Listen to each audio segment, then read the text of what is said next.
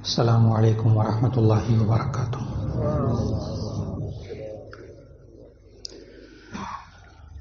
نحمده ونصلي على رسوله الكريم، اما بعد فاعوذ باللہ من الشیطان الرجیم، بسم اللہ الرحمن الرحیم۔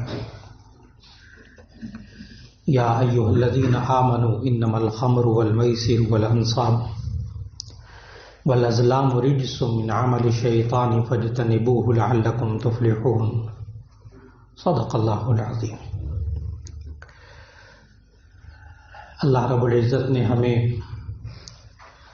جو نعمتیں عطا فرمائی ہیں، ان نعمتوں کو اللہ کے حکم کے مطابق یہ استعمال کرے، وہی نعمتیں انسان کے لیے مفید ہو جاتی ہیں، صحت مند ہوتی ہیں۔ لیکن اللہ کے کچھ مخلوق ایسی ہے جو اللہ ہی نے پیدا کی ہے، اور وہ خالق جانتا ہے کہ ان کے لیے یہ درست نہیں ہے، ان کے جسم کے لیے درست نہیں ہے، ان کے اخلاق کے لیے درست نہیں ہے، ان کے ایمان کے لیے درست نہیں ہے، تو اللہ تعالیٰ ان چیزوں سے پھر انسان کو منع کر دیتا ہے۔ اس لیے جو چیزیں انسان کے لیے اللہ نے جائز قرار دی، انسان اس کو کھا پی سکتا ہے، اسے حلال کہتے ہیں، اور جن چیزوں کو اللہ نے سختی سے روکا وہ حرام کہلاتی ہیں، اور کچھ چیزیں ایسی جو نبی صلی اللہ علیہ وسلم نے ناپسندیدہ قرار دے دی وہ مکروہ کہلاتے ہیں۔ ان حلال اور حرام چیزوں کا ذکر گزشتہ ملاقات میں ہو رہا، اس میں سے کچھ امور باقی رہ گئے، اس کا اگلا حصہ آج عرض کر رہا ہوں۔ اللہ تعالیٰ اسے مکمل کرنے کی توفیق عطا فرمائے۔ کہ مختصراً یہ کہ ہم جتنی چیزیں کھاتے ہیں ان میں اور پیتے ہیں، ان میں سے ایک پانی، مشروبات، ان مشروبات میں سے صرف ایک چیز اللہ نے حرام قرار دی جسے شراب کہتے ہیں، کہ اس میں نشہ ہوتا ہے۔ پھر اس کے بعد انسان جو چیزیں کھاتا ہے ان میں سبزیاں ہیں، دالیں ہیں، اناج ہے، غلہ، دالیں ساری حلال، سبزیاں ساری حلال، دانے دار چیزیں وہ سب آپ کے لیے حلال۔ اب جو حرام چیز کا بیچ میں عنصر آتا ہے وہ ہے اہم چیز، وہ ہے گوشت۔ اور گوشت کے اندر دنیا بھر کے جتنے جانور ہیں ان میں حلال اور حرام کو پہچاننے کے لیے پوری دنیا کے جانوروں کو 4 حصوں میں تقسیم کر لیجیے۔ ایک حصہ چوپایوں کا، بہائم، اور دوسرا حصہ پرندے، طیور، برڈز، اڑنے والے جانور، اور تیسرے مائی جانور، بحری جانور، سمندری جانور، اور چوتھے حشرات الارض، کیڑے مکوڑے، رینگنے والے جانور۔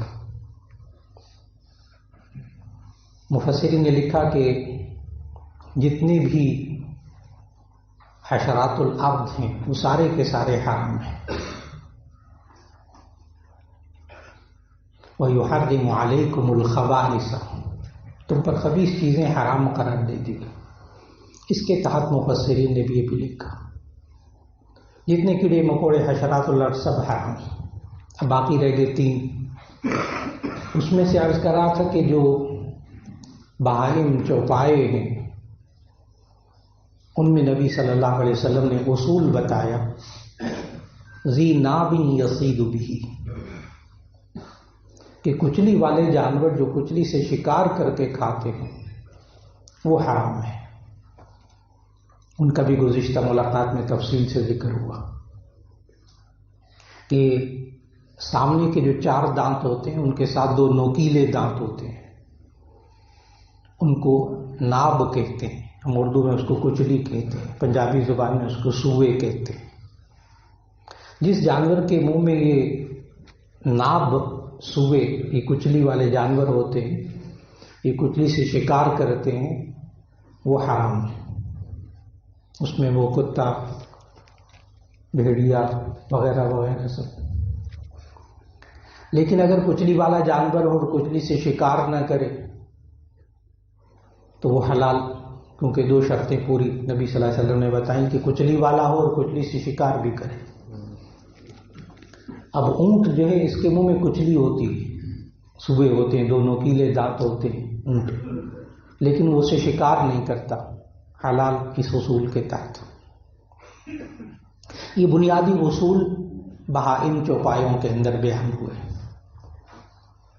پھر پرندوں کی بات چل رہی تھی کہ پرندوں کے لیے نبی صلی اللہ علیہ وسلم نے یہ اصول سمجھایا، ذی مخلب یصید بہ، حدیث کے الفاظ، ذی مخلب یصید، مخلب کہتے ہیں پنجے کو، ذی مخلب یصید بہ، جو پنجے سے شکار کر کے کھاتا ہو وہ حرام، باقی سارے پرندے حلال، سوائے ان چند پرندوں کے جو کہ مردار کھاتے ہیں یا بہت زیادہ ناپاکی کھاتے ہیں، ان کے بارے میں الگ، لیکن اصول یہی ہے کہ پنجے سے شکار کرنے والا جانور پرندہ حرام، باقی سب حلال۔ اس میں چونچ کے ٹیڑھا ہونے کا دخل نہیں ہے کہ چونچ ٹیڑھی چونچ والے حرام ہوتے ہیں، یہ ہمیں دین میں اصول نہیں بتایا گیا۔ البتہ اگر کوئی جانور ایسا ہو جو کہ پنجے سے کھاتا تو ہو لیکن شکار نہ کرتا ہو، پنجے سے کھاتا ہے، پکڑ کے کھاتا ہے لیکن شکار اس سے نہیں کرتا، اس کو محدثین نے، فقہاء نے حلال قرار دیا۔ ہمارے معاشرے میں ہے لوگ نہیں کھاتے لیکن شرعی طور پر وہ حلال کہلاتا ہے اس اصول کے تحت، اور وہ ہے طوطا، ببیغا، عربی میں اس کو ببیغا کہتے ہیں۔ یہ ہاتھ سے اپنے پنجے سے پکڑ کر کھاتا ہے لیکن شکار نہیں کرتا، اگرچہ ہمارے معاشرے میں رواج نہیں ہے اس کے کھانے کے بارے میں۔ تو پرندوں کے بارے میں بھی اصول معلوم ہوا، اور پھر اس کے ساتھ ساتھ آخری جو رہ گیا تھا وہ تھا مائی جانور، بحری جانور۔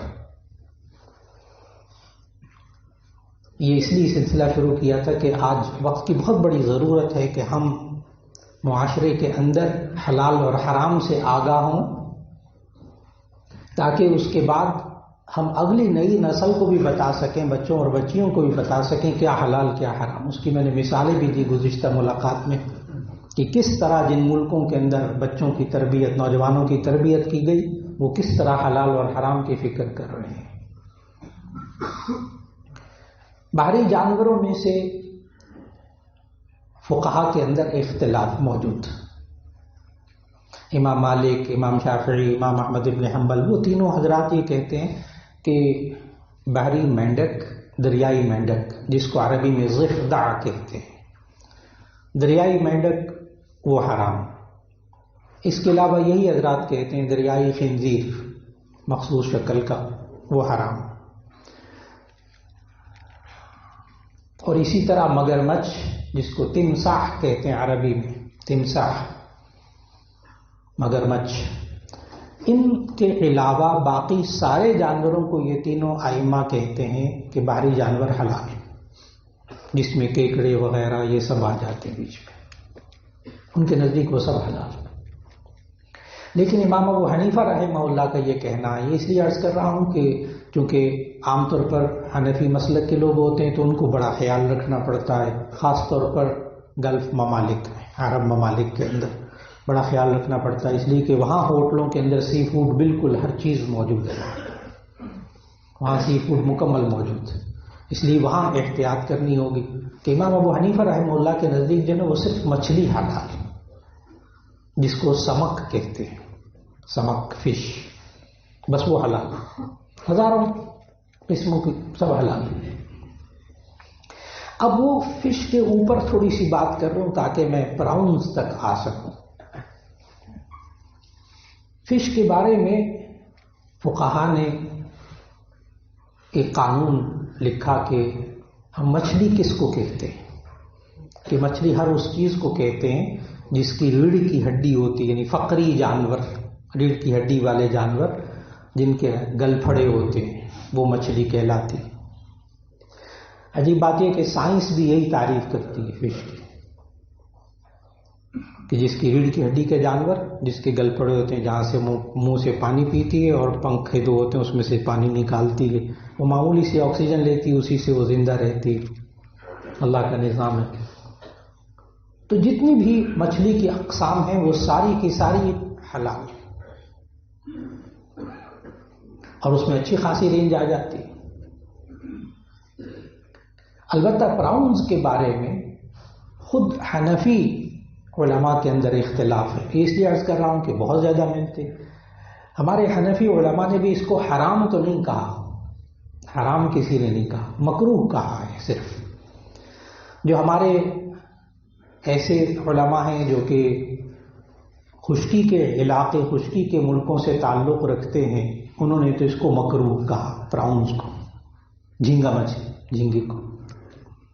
لیکن ادھر بنگلہ دیش کی طرف چلے جائیں، سری لنکا چلے جائیں، دوسرے ممالک جہاں یہ اس کو مچھلی ہی کہا جاتا ہے، وہاں ان علماء کی دلیل یہ ہے کہ چونکہ اس کو مچھلی کہا جاتا ہے عرف میں، اس لیے ہم عرف کا اعتبار کریں گے اور اس کو مچھلی کہہ دیں گے، اس لیے ان کے نزدیک حلال ہے۔ تو میں نے عرض کیا کہ حرام تو کوئی قول اختیار نہیں کر رہا، لیکن یہ ہے کہ مکروہ کی حد تک معلوم ہوا، اس میں اس کا کھانے والا حرام کھانے والا نہیں کہلائے گا۔ اب آ جائیے اس طرف کہ اس میں جو چیز تمام جانوروں میں سے جس کے بارے میں اب دنیا بھر میں احتیاط کرنی پڑ رہی ہے وہ ہے خنزیر۔ اب یہ جانوروں کے ساری باتوں کو سمجھ لیا، اور نبی صلی اللہ علیہ وسلم نے یہاں یہ بھی عرض کرتا چلوں کہ بعض حضرات ایک سوال کرتے ہیں کہ ٹھیک ہے پرندوں کو بھی ذبح کرتے ہیں اور بہائم چوپائے جو حلال ہیں ان کو بھی ذبح کر کے کھاتے ہیں، جو مچھلی پکڑتے ہیں اس کو ذبح نہیں کرتے، وہ ویسے حلال ہے۔ اصل میں جس جانور کو ذبح نہیں کیا جاتا نا، غیر مذبوح، ذبح جس کو نہیں کیا جاتا، اس کو قرآن حکیم کی زبان میں میتہ کہتے ہیں۔ سورہ مائدہ کی آیت نمبر 3، حرمت علیکم المیتۃ والدم ولحم الخنزیر، کہ تم پر حرام کیا گیا میتہ والدم، اور خون، ولحم الخنزیر، اور خنزیر کا گوشت۔ یہاں دم کے اوپر بھی ایک بات عرض کرتا چلو، یہ جو دم خون جو حرام ہے نا، یہ حلال جانور جس کو آپ ذبح کریں، اس کو ذبح کرتے وقت جو خون نکلتا ہے وہ دم مراد ہے۔ اس کو مفسرین نے احادیث کی روشنی میں لکھا دم مسفوح، بہتا ہوا خون، دم مسفوح، بہتا ہوا خون، یہ تو حرام ہے، ناپاک ہے۔ لیکن بہت سے حضرات دم کے بارے میں سوال کرتے ہیں، کہتے ہیں جب ہم گوشت لے کر آتے ہیں تو اس کے اندر بھی، ہڈیوں کے اندر بھی خون ہوتا ہے، نالیوں کے اندر بھی خون ہوتا ہے، گوشت کے اندر بھی اجزاء میں خون ہوتا ہے، وہی ہم پکا لیتے ہیں۔ اسی طرح قربانی کے موقع پر بھی بہت سے لوگ سوال کرتے ہیں، جب وہ بکرے کو، گائے کے گوشت کو بنا لیتے ہیں، دھو لیتے ہیں بالکل، پھر جب تقسیم کرنے کے لیے جاتے ہیں تو جس رومال میں لپیٹتے ہیں، جس کپڑے میں یا تھیلے میں کسی چیز میں رکھتے ہیں، تو وہ بس اوقات وہ گوشت میں سے خون لگ جاتا ہے، تو وہ کپڑا پاک ہے یا ناپاک ہے؟ تو اس کے لیے بھی عرض کرتا چلو، صرف دم مسفوح جو ذبح کرتے وقت جو بہتا ہے نا، وہ حرام اور ناپاک، اور جو بوٹیوں کے ساتھ لگا رہ جاتا ہے اندر ہڈیوں میں، بعد میں کھانے میں ڈلتا ہے، وہ بالکل پاک اور حلال، وہ دم مسفوح نہیں کہلاتا۔ اب بات آ رہی ہے میتہ کی، حرمت علیکم المیتہ۔ میتہ قرآن حکیم کی زبان میں کہتے ہیں مردار جانور، عام طور پر یہ ترجمہ کیا جاتا ہے مردار جانور، درست ترجمہ، لیکن مردار کی نا ڈیفینیشن، میتہ کی ڈیفینیشن تعریف ذہن میں رکھنی چاہیے۔ میتہ کہتے ہیں غیر مذبوح، جسے شرعی طریقے سے ذبح نہ کیا جائے، وہ میتہ، مردار، یعنی ایک حلال جانور ہے، اس کو ذبح نہیں کیا گیا تو وہ مردار ہے۔ اب اس میں جو اہم ترین بات ہے وہ یہ کہ جس کو ذبح نہ کیا جائے، یعنی شرعی طریقے سے، وہ مردار۔ اب باہر کے ملکوں کے اندر جو مسئلہ پیش آتا ہے، آپ حضرات جب سفر کرتے ہیں، وہ آتا ہے مشینی ذبح کا۔ مشینی ذبح جو ہوتا ہے اس میں مرغیوں کے لیے الگ طریقہ کار ہے، اور جو بکرے وغیرہ ہیں ان کے لیے الگ طریقہ کار ہے۔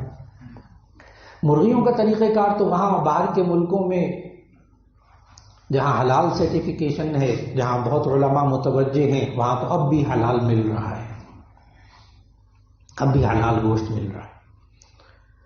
لیکن وہاں مشینی ذبائحوں کے مرغیوں کو پہلے بے ہوش کر لیا جاتا ہے باہر کے ممالک میں، اور پھر اس کے بعد اس کو لٹکا دیا جاتا ہے، پھر آگے کٹر ہوتا ہے، وہ اس کی گردن کاٹتا ہے۔ تو بہت سے لوگوں نے وہ کٹر کے اوپر ایک سی ڈی روم رکھا ہوتا ہے، اس میں بسم اللہ الرحمن الرحیم بسم اللہ الرحمن الرحیم پڑھا جا رہا ہوتا ہے اور ذبح کر رہے ہوتے ہیں۔ ظاہر ہے کہ وہ حلال نہیں کہلائے گا۔ انسان ذبح کرتے ہوئے بسم اللہ پڑھ کے ذبح کرے وہ حلال۔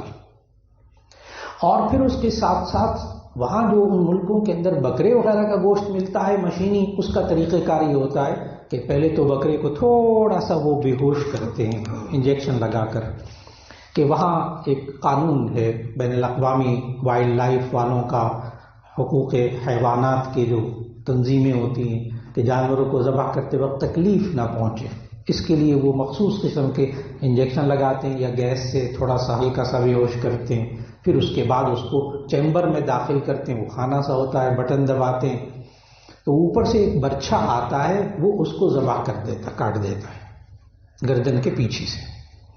اب میں آپ حضرات سے بڑی آسان کر کے اس کو عرض کروں گا۔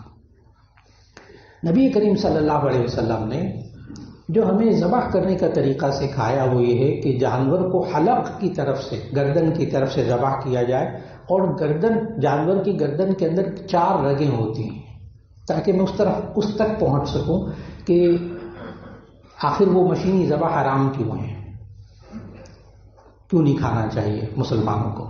اس لیے کہ انسان کے اندر بھی اور جانوروں کے اندر بھی بالکل یہی سسٹم ہے کہ نبی صلی اللہ علیہ وسلم نے سمجھایا کہ جانوروں کو جب ذبح کیا جائے تو اس کی 4 رگیں ہوتی ہیں گردن میں، اس میں سے کم از کم 3 رگوں کا کٹنا ضروری ہے۔ ایک سامنے بالکل نرخرا ہوتا ہے، سانس کی نالی بالکل سامنے، اور اس کے بالکل پیچھے کھانے کی نالی، اور دائیں بائیں 2 شاہ رگیں جن میں خون آتا جاتا، تو یہ کل 4 رگیں ہو گئیں۔ ان 4 رگوں میں سے 3 کا کٹنا ضروری ہوتا ہے۔ ایک تو یہ بات۔